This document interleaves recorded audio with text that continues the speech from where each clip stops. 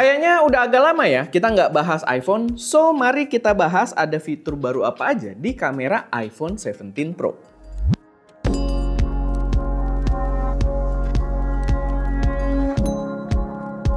Halo semuanya, selamat datang di channel SM Media dengan gue Erwin, dan pada video kali ini gue pengen bahas iPhone 17 Pro. Impresi setelah cobain tipis-tipis kamera dari iPhone ini.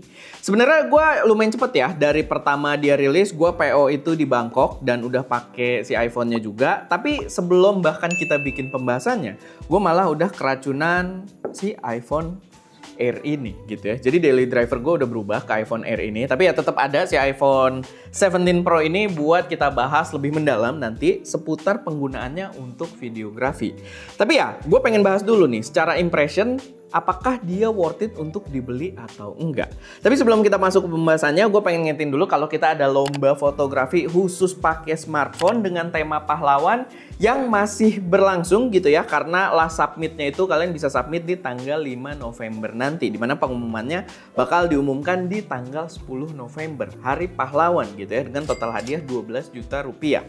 Lombanya sendiri itu untuk pengguna ST Media Pro Presets. Jadi kalau kalian belum punya, kalian bisa beli dengan kode voucher pahlawan buat dapat diskon tambahan. By the way, diskon tersebut juga bisa dipakai ya. Kodenya bisa dipakai ke berbagai produk digital kita yang lain di stdigital.id. So kalau kalian kepo, langsung aja cek pengumuman lombanya atau main aja dulu ke stdigital.id. Oke, jadi apa sih yang baru di iPhone 17 Pro ini? Apakah worth it atau enggak buat kalian beli? Jadi impresi fisik dulu. Pertama kali gua pegang gitu ya, pertama kali pas beli, gua lumayan suka dengan desain barunya. Dan seperti biasa, gue itu selalu ngambil yang warna HP gelap. Sehingga yang paling gelap kemarin tuh kalau di Pro, sayangnya nggak ada warna hitam, dia adanya warna biru tua kayak gini. Dan gua ambil yang warna biru tua. Tapi pas gua ambil pre-ordernya di sana, itu ternyata warna oranye tuh cakep banget. Silvernya juga cakep, tapi gue sangat suka dengan warna oranye ya kalau lihat langsung. Jadi gue saranin sih kalau kalian ya budget bukan masalah gitu kan dan pengen beli iPhone versi terbaru terus, menurut gue di seri Pro warna oranye itu recommended banget buat kalian pertimbangkan. Dan memang di seri ini, seri 17 ini dengan dia membawa kamera plateau, sekarang dia bilangnya kamera BAM-nya ini dibilang kamera plateau, itu memberikan efek yang sangat berbeda dibandingkan generasi sebelumnya. Jadi kalau kalian memang beli buat gengsi, buat terlihat kalian pakai yang latest and greatest, ya menurut gua 17 Pro ini bisa jadi pilihan banget buat kalian. Tapi itu aja kalau bicara soal fisiknya. Balik lagi, ini channel kamera, kita akan bahas soal kameranya, walaupun untuk gua pribadi gua akan berfokus pada videonya yang memang biasanya seri iPhone Pro itu videonya yang wah banget gitu kan. Karena kalau fotonya beberapa kali tuh lumayan kalah dibandingkan dengan beberapa jajaran flagshipnya Android. Tapi buat video gua lumayan excited karena dia membawa beberapa pembaruan terbaru di sini yang sebenarnya pembaruannya itu gokil banget gitu. Spek yang dibawa bahkan bisa mengalahkan mirrorless, bahkan mengalahkan beberapa seri kamera cinema, tapi sebenarnya kurang praktikal untuk dibawa ke sebuah smartphone. Pertama mungkin yang basic dulu lah. Kameranya sekarang tiga-tiganya itu udah membawa sensor dengan resolusi maksimal yang sama di 48 megapiksel dan semuanya membawa fusion kamera yang sebenarnya sih ini cuma terms permainan kata-kata dari Apple aja ya. Karena dia udah 48 megapiksel ya, dia fusion itu dia bisa dipakai dengan mode cropping di 24 megapikselnya lah. Walaupun ya ada processing lagi, jadi tidak sesimpel itu, tapi sebenarnya memang yang dimanfaatkan digital cropping begitu. Walaupun ya memang ada processing yang membuatnya terlihat lebih tajam. Tapi ya ketiga kameranya sekarang udah 48 megapiksel. Walaupun perlu di note juga ya, itu jangan sampai misleading juga karena tetap sensor paling gedenya itu ada di main kameranya gitu. Ukuran sensor yang secara fisik lebih gede sehingga menghasilkan ukuran per pixel yang lebih besar itu ada di main kameranya, sehingga base quality-nya akan tetap berada di main kameranya. Nah, spek videonya sendiri kayak yang tadi gue bahas, dia speknya naik. Gokil sebenarnya gitu buat kita para penggiat video gitu kan. Orang-orang produksi itu dengernya sebenarnya gila banget.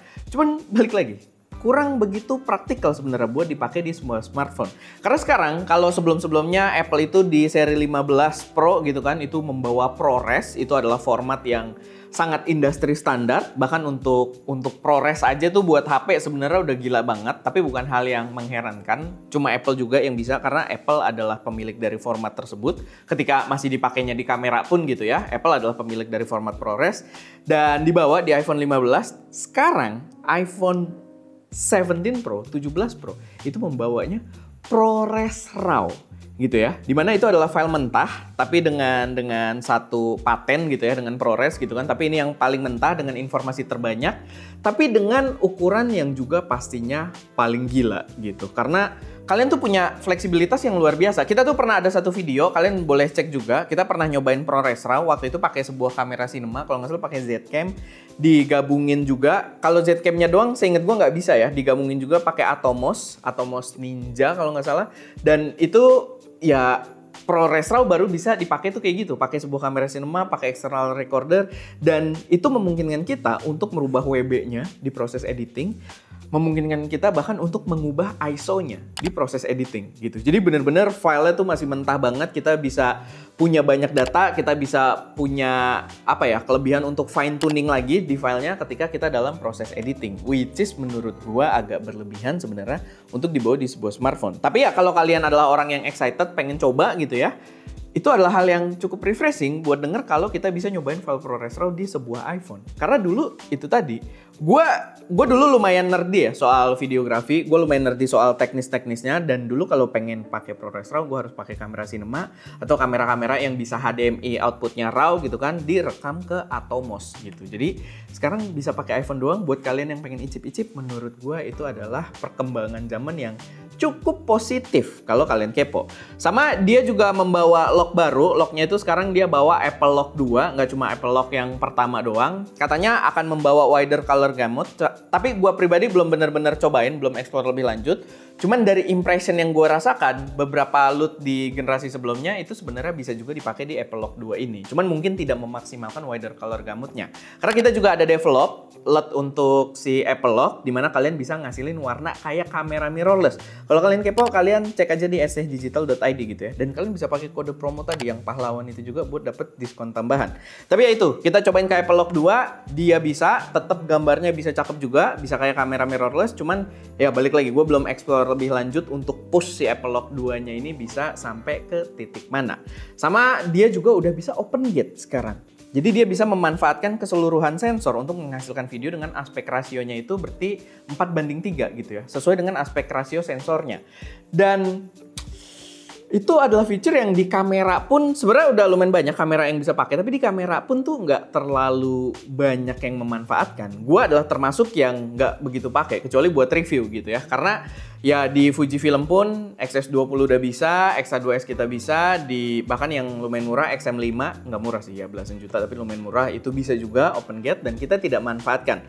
Karena terlalu berat juga gitu, dan ketika editing kita harus sesuaikan lagi si aspek rasionya. Gua pribadi untuk open gate kayak gitu-gitu yang paling sering kepake itu di action cam. Sebenarnya di action cam lumayan kepake, walaupun ya setengah-setengah juga gitu ya, nggak full kita pakai. Jadi ya untuk di smartphone ya mungkin kalian yang menentukan lah bakal kepake atau enggak buat kalian. Karena secara tesisnya menarik, kalian bisa sekali ngerekam dengan aspek rasio full, dengan ruang gambar semaksimal mungkin. Kalian bisa pakai di mode horizontal dan juga di mode portrait, vertikal gitu ya. Dan ya bener gitu, kalian bisa pakai di situ karena ruang gambarnya ada. Tapi in the end kalau kita pribadi di ST Media, video-video yang kita produce untuk short dan juga untuk long form itu adalah video yang benar-benar dengan script berbeda, video dengan konsep yang berbeda, sehingga ya kita nggak sekali shoot untuk dua platform gitu ya. Kayak sekarang ya kita shootnya vertikal aja gitu, nggak pakai open gate. Karena video ini tidak akan ada, ya akan ada sih sebenarnya versi itunya, tapi bentuk klip-klip doang dan tidak se-urgent itu untuk kita pakai open gate. Justru malah memperlama kita dalam processingnya. Tapi ya balik lagi, itu akan bergantung sama si penggunanya. Cuman ya sekarang si iPhone membawa fitur open gate tersebut. Bahkan kemarin di beberapa base modelnya pun bisa ya, cuman nggak bisa ProRes aja gitu open gate-nya. Tapi kalian bisa pakai open gate. Jadi ya menurut gue lumayan menarik. Sama update di bagian video itu ada Genlock. Nah Genlock ini yang bener-bener gue juga nggak bisa cobain gitu ya. Karena ini hal yang nggak pernah gue cobain juga di kamera gitu. Ini adalah sinkronisasi kalau kalian pakai banyak kamera sekaligus dan kalian nggak harus ngejahitnya satu-satu gitu. Dia ada satu ekosistem namanya Genlock. Cuman ya balik lagi, kita nggak cobain, dan ya itu fitur yang jauh lebih niche lagi gitu ya. Bahkan ProRes RAW aja gue rasa yang bakal cobain tuh minim banget orang yang bakal cobain. Dan sekarang ada Genlock ini yang gue rasa akan lebih sedikit lagi bagian orang yang akan mencicipi fitur tersebut. Tapi gue juga harus note, karena gue agak kaget juga, karena dulu itu ProRes kita diwajibin untuk pakai SSD eksternal untuk recordnya. Dan kalau kalian install aplikasi third party kayak Blackmagic Camera, sebenarnya si ProRes tersebut ternyata bisa untuk record langsung ke dalam HP-nya gitu. Walaupun ProRes ternyata nggak sepenting itu ya sekarang. Sekarang yang lebih penting justru Apple Lock-nya. Dan ProRes ternyata di base model pun bisa kalian pakai gitu. Cuman kalau pakai Blackmagic Camera ya, cuman Apple Lock-nya yang ternyata malah tidak ada. Yang lebih penting, yang lebih simple harusnya menurut gua. Dan ProRes RAW berbeda. ProRes RAW pas gua coba, gua pakai Blackmagic Camera, dia udah support ProRes RAW juga. Cuman ketika kita setting si formatnya untuk ke ProRes RAW, dia mewajibkan untuk menggunakan SSD eksternal, bahkan menggunakan aplikasi third party gitu ya. Karena filenya bakal gede banget dan ya itu jadi satu kewajiban walaupun kalian pakai aplikasi third party. Jadi buat nyobain dikit-dikit aja gitu ya, shoot ya 10 detik, 20 detik itu ya tetap kalian harus colok SSD gitu. Jadi ya itu agak memberatkan yang membuatnya balik lagi barrier of entry untuk nyobain fitur tersebut dan sangat-sangat memperkecil kemungkinan orang untuk pakai fitur tersebut gitu ya. Jadi update-nya tuh ya gokil, cuman nggak begitu praktikal. Karena gini, gue mungkin kasih gambaran yang lebih jelasnya ya, yang mungkin ini bisa jadi referensi kalian juga dalam menentukan pembelian kalian. Gue itu pakai 15 Pro, 16 Pro, dan juga 17 Pro. Gue pakai 15 Pro waktu pertama kali Apple itu pindah ke, si iPhone itu pindah ke USB Type-C, lalu mengintroduksi ProRes dan juga Apple Lock gitu ya. Waktu itu excited banget dengan ProRes, walaupun setelah kita cobain pakai LUT kita, pakai H265 aja nggak harus ProRes gitu ya. Selama pakai Apple Lock itu bisa warnanya kayak kamera mirrorless.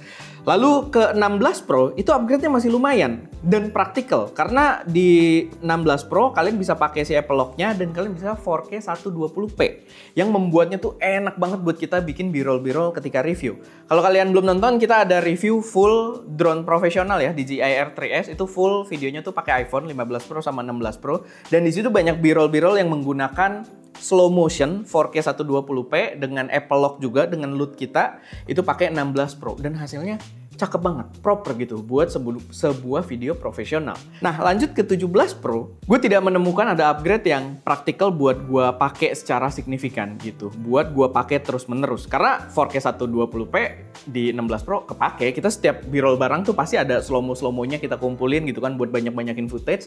Sedangkan kalau di 17 Pro upgrade-nya ProRes RAW, ya nggak mungkin gue banyak-banyakin footage pakai ProRes RAW tuh males banget gitu ya. SSD langsung habis gitu kan, processing ketika editing juga sebenarnya nggak berat karena kita udah pakai MacBook juga, udah pakai yang M-chip juga, cuman ya makan filenya tuh makan storage-nya itu bakal gede banget, jadi ya tidak kita pakai gitu. Dan kalau berbicara Apple Lock 2, nanti gua belum tes lebih lanjut, tapi Apple Lock 2 juga kita belum begitu manfaatin. Cuman karena pakai LUT kita yang didesain untuk Apple Lock 1 masih bisa, ya so far oke-oke aja. Tapi intinya di 17 Pro dari segi video, gue tidak merasakan ada perubahan yang signifikan gitu, yang merubah workflow kita di ST Media itu lebih terbantu lagi. Karena so far sih sweet spotnya justru di 16 Pro-nya yang bawa 4K 120p.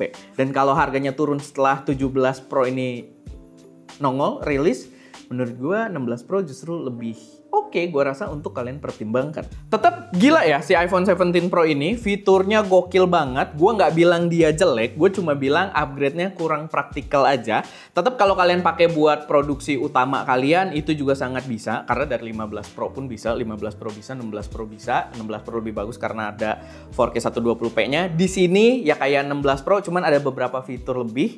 Dia juga bisa 4K 120p, ada beberapa fitur lebih yang belum tentu kepake. Itu aja bedanya gitu. Jadi buat gua ya 16 Pro sebenarnya masih lumayan sweet spot. Tetap kalau dipakai buat produksi utama kayak kita biasa dipakein aksesoris kayak si Snapsys ini buat pakai mic dan juga SD card, dia juga bisa. Cuman kalau kalian pakai ProRes, walaupun si Snapsys ini dia SD card-nya itu udah support sampai UHS 2 yang kecepatan tinggi gitu ya, tapi bitrate-nya tetap tidak bisa untuk kalian record ProRes RAW.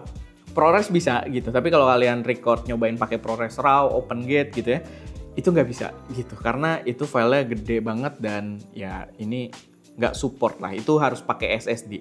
Tapi ya kurang lebih kalau kalian pengen pakai ya kamera produksi dengan Apple Lock, pakai LUT kita gitu, itu udah sangat mencukupi. Kalian bisa 4K 120p-nya juga dan harusnya lebih stabil di sini karena thermal condition-nya di HP ini, thermal management-nya juga lebih stabil karena dia udah bawa vapor chamber ya di sini. Dan so far sih gue nggak merasakan ada overheating gimana-gimana dengan HP ini. Jadi harusnya lebih stabil dari 16-nya, kurang lebih dari segi heat manajemennya tadi. Ya overall gue rasa update paling gede di tahun ini untuk 17 Pro itu adalah update di desain dan juga thermal stability ya. Karena thermalnya ini dia bahannya juga balik lagi ya. Selain tadi dia udah bawa vapor chamber, dia bahannya balik lagi ke aluminium. Kalau sebelumnya tuh udah ganti ke titanium. Karena si aluminium ini lebih heat spreadingnya lebih bagus. Dan yang gua rasa paling gede update-nya di situ aja gitu. Kalau kalian pengen gengsi-gengsian, kalian punya iPhone terbaru, dan kalian pengen nyobain, mungkin kalau kalian geek banget, pengen nyobain fitur-fitur yang gua sebutin tadi, lebih cepat gitu ya, ProRes RAW dan lain sebagainya, ya silahkan aja. Tapi pastikan kalau kalian dari segi budget udah nggak ada masalah. Cuman kalau kalian masih hitung-hitungan, masih kaum mendang-mending, gua rasa melirik 16 Pro atau 15 Pro bahkan masih lebih bijak dibandingkan langsung ke sini gitu. Cuman ya karena desain dia terbaru, dia akan lebih tahan lama juga sih, ke mungkin 2 atau 3 tahun ke depan kalian masih bisa buat pakai terus. Jadi ya balik lagi, kalian yang menentukan worth it atau enggak buat dipertimbangkan. Kalau buat gue pribadi, ya buktinya gue sempet daily drive pakai ini, cuman buat gue pribadi tiba-tiba jauh lebih racun si iPhone Air ini. Mungkin kita bahas di lain waktu, tapi ya buat sekarang itu aja sedikit pembahasan seputar iPhone 17 Pro. Silahkan taruh juga pendapat kalian di kolom komentar. Semoga bermanfaat. Gue Erwin, di belakang kamera ada Ska, dan jangan lupa untuk berkarya. Oh by the way, kalau kalian kepo, ini casing-casing langganan gue, jadi kalian biar kita ada affiliate juga dikit-dikit gitu ya. Gue pakai Moreflex. Ini enak banget, jadi nggak berasa kayak pakai casing, tapi tetap aman gitu ya. Tapi kalau kalian pegang tuh sampingnya nggak ketutup dia, dan ya malah ngadep depan. Ya udahlah. Sama Air gue juga pakai itu tuh, Moreflex tuh. Sampingnya masih berasa tipis banget. Jadi ya sedikit ini aja info. Kalau kalian kepo, cek di link yang ada di deskripsi.